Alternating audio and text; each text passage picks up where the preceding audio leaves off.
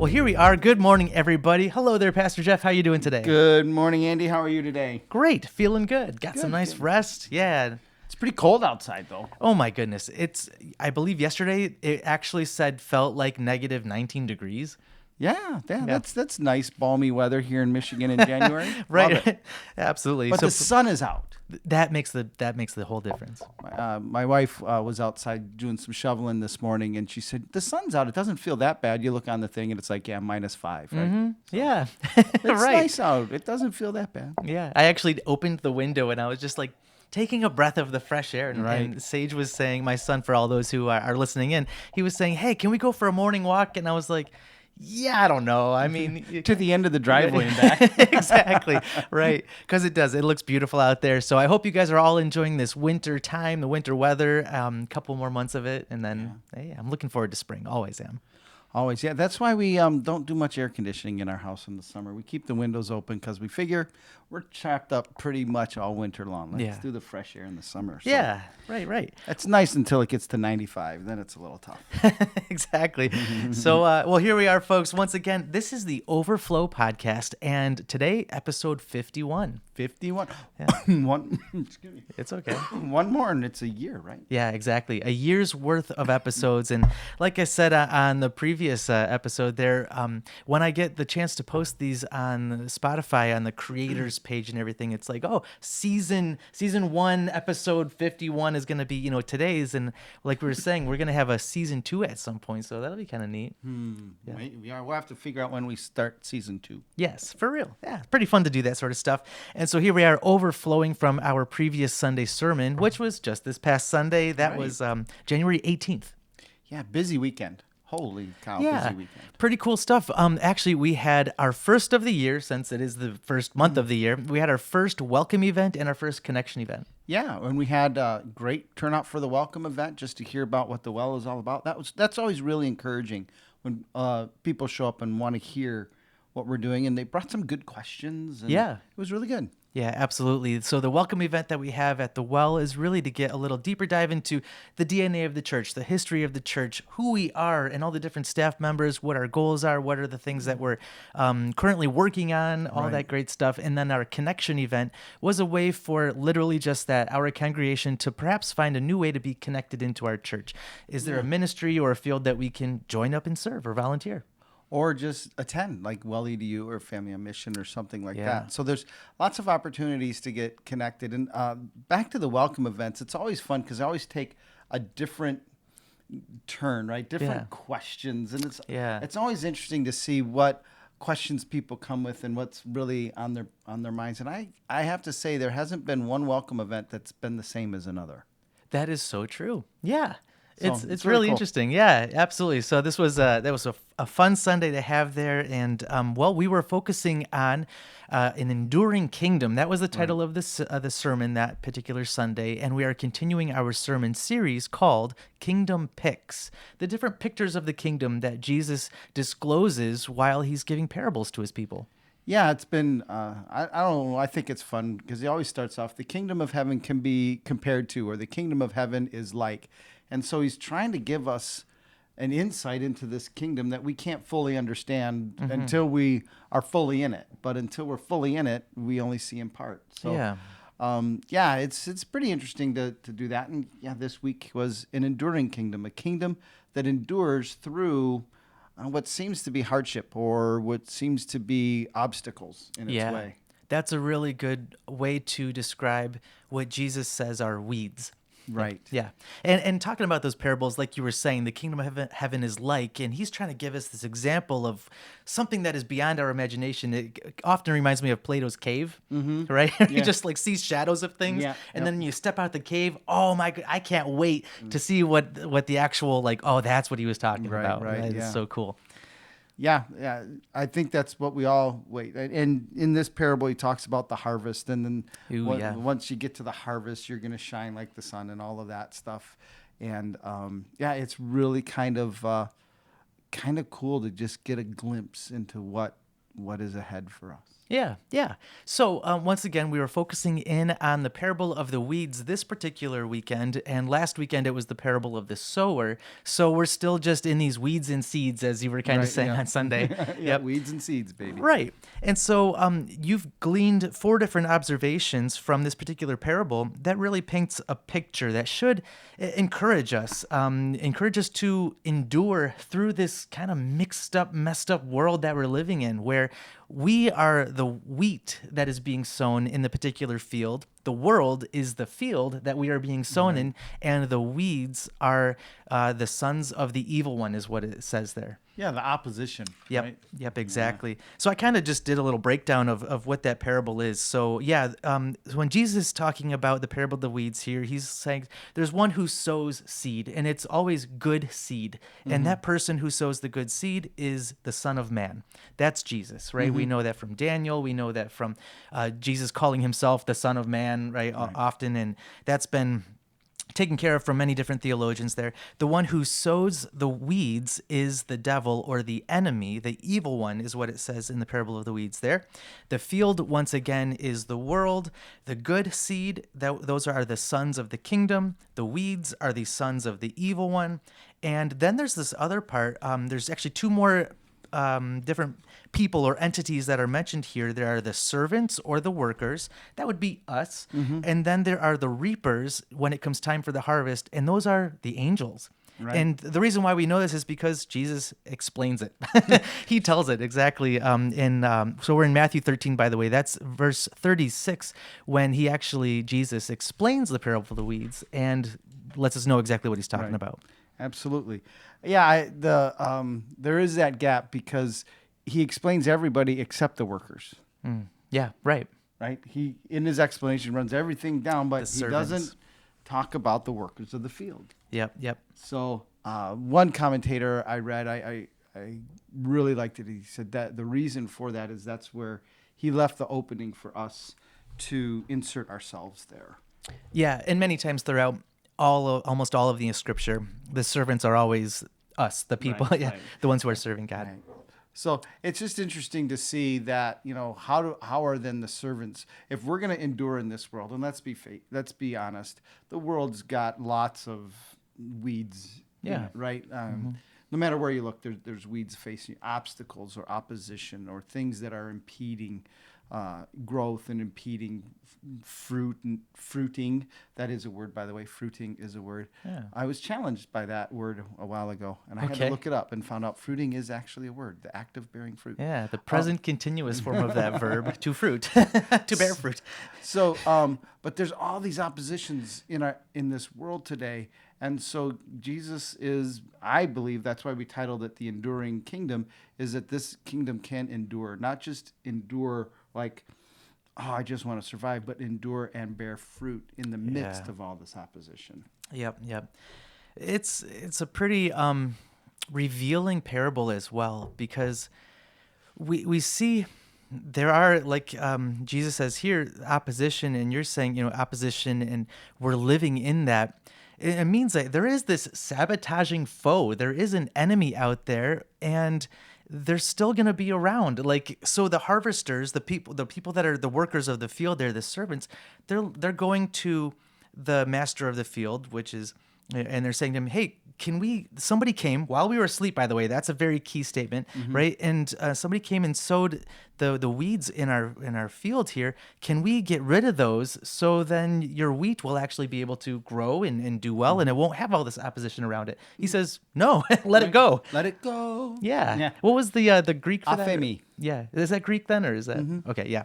Aphemi. Let it go. Yeah. That is revealing. Yeah. Right. Yeah, and that it gets translated when they're asked that. So we're in Matthew 13. I don't know that Yep. we gave where we were at. Maybe you did, and I missed it. But we're in Matthew 13, starting in verse 24. 24, and he gets there in verse 29. The servants have asked him, "Do you want us to pull him up?" And he says, "No." He answered. So that phrase, "No," he answered, or he answered no, or he communicated no, is that phrase. Afe me, and it's kind of a saying that would happen in this culture, and it would be like, No, let it go. Like just Let it be. Let it be. So that's the mentality there, and it does get translated pretty well, but sometimes I think we get so focused in on seeing the weed or seeing the opposition out there, and we want to remove the opposition. And I think the picture that Jesus is painting here is, if you are a wheat, if that's what you are, if the seed of because the parable of the sower last week said that the seed is the word of the kingdom, right? So here we're seeing this seed is planted. So it's not a stretch to say, okay, that's the word of the kingdom. So it's taken root, and now you're a wheat. Yeah. If you're a wheat, you're going to come up against opposition. Right. And you can try to get rid of it. You can try to push it out, but it's still going to be there. So the issue isn't how to get away from the opposition. The issue is, how do I continue to grow and produce the fruit that is of the kingdom in the midst of all of this? Yep, exactly. There was a book written in 2022, and the author is Eric Metaxas. He actually has a book that's titled A Letter to the American Church, where he takes a bit of a challenging stance on that. And I can see where he could come from with the culture that was present within 2022. But he is saying, don't let both grow together, but instead you should be zealous to fight and to call these people out and to do this, that, other. And Jesus is saying here, like, look, focus on growing, and I'm going to let both grow. You're going to have both with you. Just like he talks about the needy and the homeless. You're always going to have the needy and the homeless with you, but you're not always going to have me with you right now. So focus on like what's happening here. And you can be aware of these things. You can learn about these things. However, what's really important right now, and we're trying to teach our people this stuff. Yeah, and I get it. I mean, it's the world's really hard. I've been doing some work with the youth ministry. I had the youth group over at the house on Sunday night, and we're going on winter retreat this weekend. We're going to have a ball, and one of the things we were talking about is lenses. What lenses? How do we see the world that we go through? And I don't want Christian lenses. I want biblical lenses. That's good. And so when we come up with a book like the one you just referenced, or any book, I would like us to be able to have enough understanding of what was actually taught in Scripture. Yeah. So that we can look and say, is there really a point here, or is there not a point here? I know that book takes primarily from Bonhoeffer and his experience with Nazi Germany. Yep. And I think there's some really good things to ask ourselves there.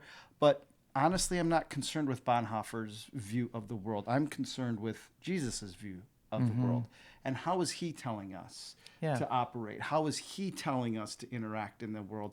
And here's an example of one that says, hey, you're going to have opposition. There's going to be opposition all around you. So your focus needs to be growing the wheat. Yeah. Because if we grow more wheat, you know why this world is so messed up? Why? There's not enough Christians in it. Okay. Yeah. How do you get Christians? By planting the seed of the gospel. Yeah. That's good. We should do a podcast. No, this is great. Yeah, absolutely. So, right. And Jesus is saying, let both grow together until the harvest. And there's always a reason why both are existing. The opposition, the antagonist, the evil one, Satan, and that's the adversary. There's always a reason for that to exist while there are Christians, Christ followers, followers of Christ who are growing at the same time.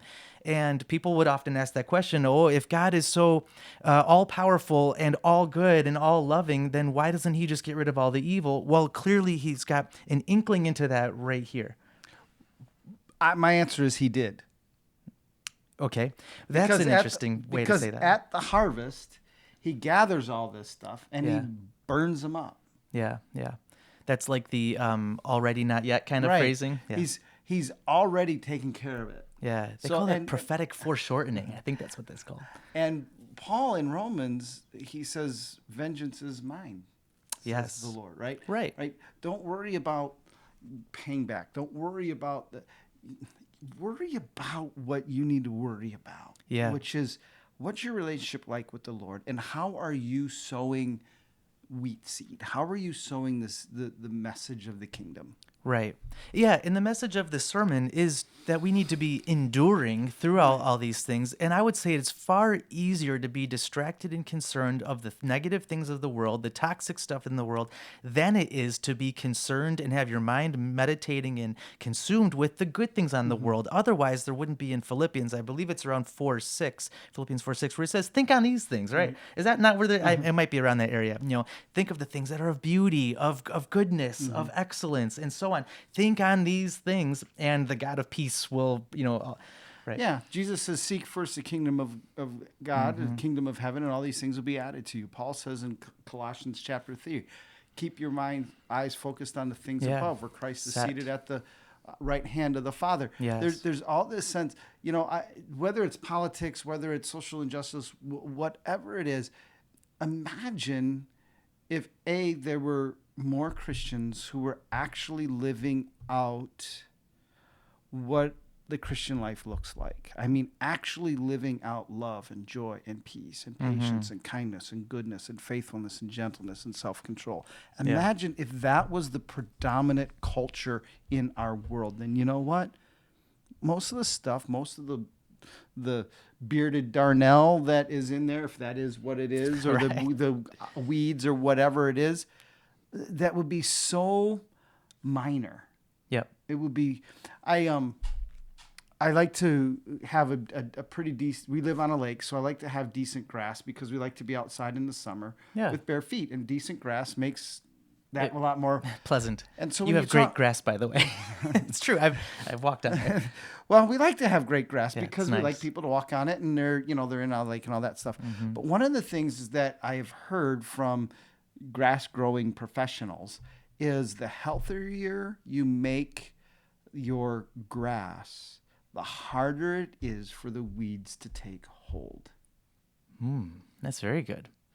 So I read this and I'm thinking, okay, I've got the desired wheat and we've got these weeds. Yeah. If the wheat is more healthy, if the wheat is growing and the wheat is producing fruit and the wheat is producing seed, it's going to be harder for these weeds by design Yeah. to take hold.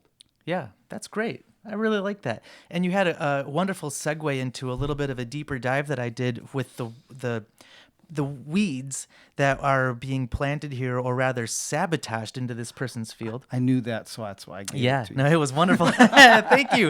That's why we talked a little bit before this point. But yeah, here we are. So we're trying to overflow, right? So we're getting a little bit of like, hey, let's just kind of have some fun and look into some of these words. And when I was looking into this Greek word, which is found only here, zizanion, which is the weeds. That's the plural of the word zizanion. It's only found here in the New Testament, so it's kind of hard to say, okay, this is exactly what it is. However, many of the theologians out there would agree that, okay, there's a good chance that this particular weed that is referenced here is called a bearded darnel.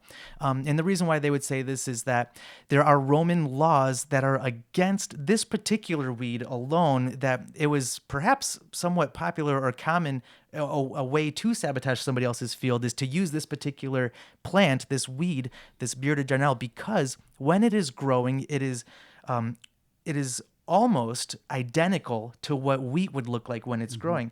Now, the fun and interesting thing is it's only after it has matured, then it bears a different fruit, and then you can tell the difference. Now, another dangerous part of this particular weed, the bearded darnel, is that it's known at the time for being a way that an enemy would sabotage a person's field. So it makes sense that is a way that the evil one would, or Jesus would disclose how the evil one would sabotage his field, which we're saying here is the world. That's what he said. And the dangerous thing is eating that contaminated grain, or like having it be a part of your life. It's actually toxic. It causes dizziness. It causes confusion. And so that's another thing. The adversary is a master of confusion, and it even causes sometimes death. And so what we need to attack that bearded darnel, the weed that is in the area, would be a certain amount of discernment. And it also makes us aware that there is a sabotaging foe. So it makes us aware that there is spiritual warfare happening here. Right. Yeah. Pretty interesting that it's actually toxic. Yeah. Yeah.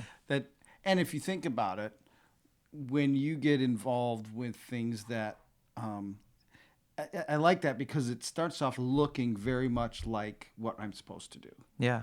It's looking like wheat. So Yeah. maybe it's a friend that you connect with, and then you're all of a sudden that friendship matures, and you go, "Wow, I kind Yeah. of thought we thought the same about God, but Right. we really don't." Or maybe it's you're following a teacher, and I've done this a lot where I said, "Oh, I want to start reading." They write maybe a cool article, and I'm like, "Oh, that's really interesting." And then I read a bunch of other stuff, and I'm like, "Oh, Yeah. wait a minute." Right? So Yeah. at first, it seems like it's Yeah. it's legit, but then as it matures, it bears different fruit, and that Exactly. fruit can actually be toxic. It is 100%. Yeah. And that's the thing. It is dangerous precisely because it looks authentic. And it's funny as well that you mention about false teachers and false prophets. In 2 Corinthians 11, so chapter 11 of 2 Corinthians, Paul actually talks about this. He goes, "For such men are false apostles, deceitful workmen, disguising themselves as apostles of Christ. And no wonder, for even Satan disguises himself as an angel of light. So it is no surprise if his servants also disguise themselves as servants of righteousness." Yeah. A lot of disguising going on Yeah. here. Manipulation, deceit. October tends to be a time, it's Halloween, so you get to see all the scary movies, right? Yeah. The horror movies. And they always paint the evil person like pretty clear. Like there's no doubt that Jason or Freddy Krueger or any of those crazy things, is bad guy, Yeah. right? Right, exactly. But what the Bible talks about and what you just read and what this parable is saying, at the beginning, or at least in the early stages, up until the very end, you're going to have a hard time really telling these two things apart. Yeah. And so that's why I think Jesus says, focus in on what you're supposed to do. Yeah. And that's why it's not for the workers to do that work either. It's Right. the reapers, which are his people. That's God's messengers, God's angels, the ones that they're in the council room with him. Yeah. They know what's going on. I love the end of this because I know we're getting close to having to wrap this up as I look at time. So at the end of the parable, he says, let's go to, I think, where he explains it. Yeah. He says, as the weeds are pulled up and burned in the fire, so it will be at the end of the age. The Son of Man will send out his angels. They will weed out of his kingdom everything that causes sin and all who do evil. They will throw them into the fiery furnace where there will be weeping and gnashing of teeth. Then the righteous will shine like the sun in the kingdom of their Father. He who has ears, let him hear. Now, listen to this in Daniel chapter 12. This is really kind of cool because you referenced Daniel earlier, so I'm just going to run with that. At that time, Michael, who's an archangel, right? The great prince who protects your people will arise. There will be a time of distress, such as not happened from the beginning of nations until then. But at that time, your people, everyone whose name is found written in the book, will be delivered. Yeah. Multitudes will sleep in the dust of the earth, will awake some to everlasting life and others to shame and everlasting contempt. Sounds like weeping and gnashing of teeth. Yeah. Those who are wise, listen to this phrase, will shine like the brightness of heavens. Isn't that interesting? Jesus used that exact same phrase. That's incredible. That you will shine like the sun, the brightness of the heavens. And those who lead many to righteousness like the stars forever and ever. So I just, I love how even when Jesus is telling us this is endure, this is what's coming, he always is linking us back to the Old Testament, making that link, saying, this isn't something new. This isn't some kind of change. This is what the Father has planned from the very beginning and what he's been talking about, even from Daniel. So Yeah. I just love that that connection. Yeah, that is so good. You're talking about that set harvest, really, and that there is a time that is set, and it is a time that God knows about, right? And it's coming, and that's kind of the whole thing about like being prepared and being ready and keeping the oil in your lamp, kind of speaking, and all those sorts of things. And our job though is not to be the ones who are uprooting the weeds, but to be the ones who we don't. By the way, I love how you said, we don't have the supernatural ability to discern that. That's not for us to do. And I'm also going to say like a by the way thing. God says, I will have vengeance is mine, and it'll be me that does all this sort of stuff. So yeah, let's focus on the essentials there instead. But there's an interesting thing as well, right? We were talking about how that bearded darnel, again, if that is the weed or not, it doesn't, no big deal. The point is that you're going to know them by their fruit, right? And you're saying the same thing with the false teachers. I was just recently watching one of the Bible Project's videos with my son, and he's almost 4 years old. So I find that to be a fun way that's like, it almost looks like a cartoon. We can kind of look into these things. And he was asking me questions like, is that a good person? Is that a bad person? Is that a whatever? And I could see he was having some difficulty trying to figure out which of the characters were the quote unquote good people or the bad people. Right. And I said, and then I had to check myself, and I was like, oh yeah, because I knew in the story, I was like, oh, that's a good person. But he couldn't see it because he didn't know the fruit of that person's life. And I said, in a way, Sage, everyone's kind of a bad person. There are no good people. It's like it's how we, the outcome of our actions, and that determines that sort of a thing. Yeah, and how God is using that particular point. It was Nebuchadnezzar a bad person? Right. Is kind of changed, and then but he came around and they repented. He was God's instrument to do what he needed to do. We don't get Daniel's book if we don't have Nebuchadnezzar, and then through Daniel living out his life in front of Nebuchadnezzar and really being the wheat that Jesus talks about here. Ultimately, that has an impact on Nebuchadnezzar's life. Yeah. So is he a bad guy or a good guy? It depends. Exactly. Even when he was a bad guy, he was God's instrument. And everyone is, and that's kind of the point as well. It's like that's part of the reason why God is allowing evil to also exist. He uses the Babylonians and all the other, to conquer the Israelites. It's all part of the plan, and he's the author of salvation. So he's the one writing the story. We're not the ones with the pens, right? And thankfully, through what Nebuchadnezzar saw and witnessed and experienced, he then was able to transform the whole entire region into saying, okay, we are now a God-fearing nation. And then if you bring it to, we just finished Christmas, and the wise men or whatever, many people believe that the reason they were looking for the star at that time was directly linked to the teachings and the traditions that Daniel started to teach when he was over all the magicians and all of the religious leaders of the Babylonian and then the subsequent Persian Empire. So it's just interesting. We might see something as incredibly bad, but we don't know how God is operating it. So what is our focus? Our focus is to be wheat. Yeah. That's really good. Yep. He waits for the time of the harvest instead of wiping them out, which, of course, we see multiple times in the New Testament as well, that God has this supreme amount of patience. And it is always for us to draw closer to him, for us to have a chance of repentance, for him to draw more people into his kingdom. And so, do not harden your hearts, because today is a day when you might have your name being called. And so everybody has today as the time to then shift your focus from the things of the world to set your minds on things above where Christ is seated on the throne, and to honor God, to shift your life and your mindset towards God. Absolutely. Yeah. So today, do not let your hearts be hardened. Right. Be wheat. Yeah, that's great. Hey, thanks so much for listening. We're looking forward to this coming weekend, by the way. Sunday's going to be a good one. We're going to be talking about more seeds. It'll be the mustard seed. Yeah. Yeah.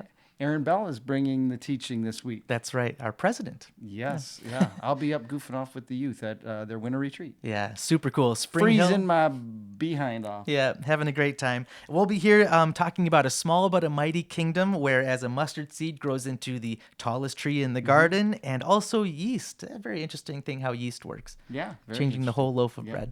Yeah. Very cool. Thanks for listening, guys. Have a wonderful Thursday. We'll be seeing you guys soon. Have a great week.